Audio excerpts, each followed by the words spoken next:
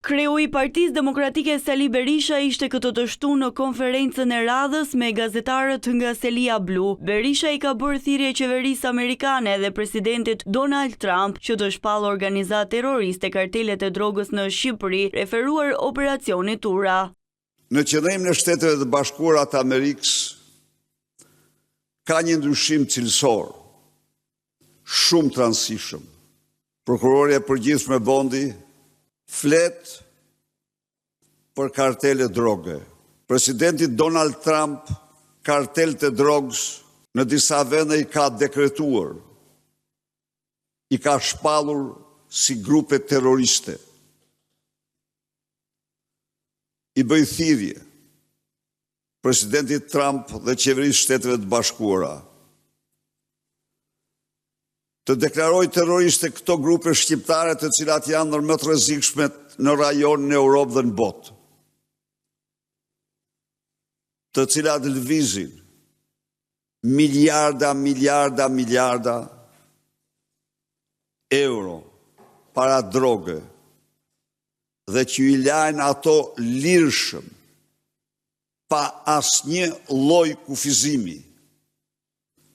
pa asnjë lloj kufizimi. Në Shqipëri, me firmen e kreut të këtyre karteleve, kreut të organizatave kriminale Edi Rama. Deklarimi i organizata terroriste, i organizatave të mëdha mafioze të Shqipërisë, është një kontribut serioz, i madh, për sigurinë në Shqipëri, për sigurinë në rajon, për sigurinë e NATO-s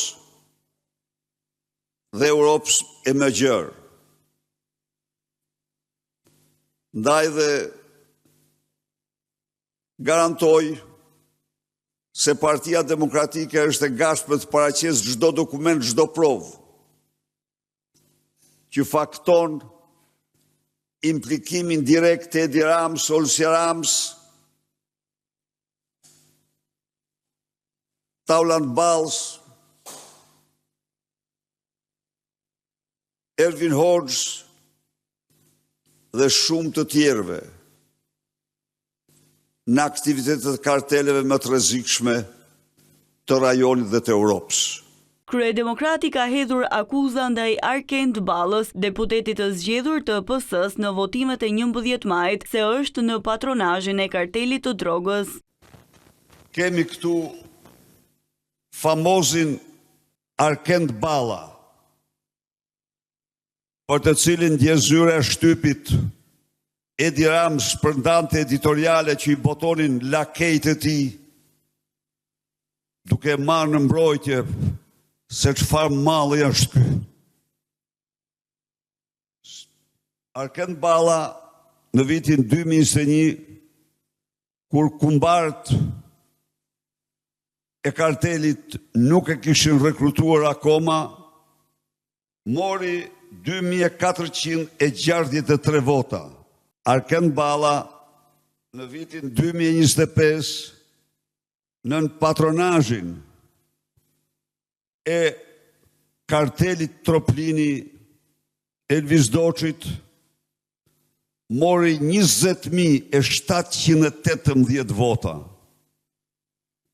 Pra këtij po thuaj ju 10 fishuan votat nën patronazhin e kartelit Troplini. Arkend Balla ishte premtuar dhe është premtuar për ministër i brendshëm i kartelit Troplini pas zgjedhjeve. Teksa KQZ nga ana tjetër ka certifikuar rezultatet e zgjedhjeve të 11 majit, Berisha tha se janë fars, po ashtu Berisha është shprehur se opozita nuk do t'i pranojë zgjedhjet e 11 majit.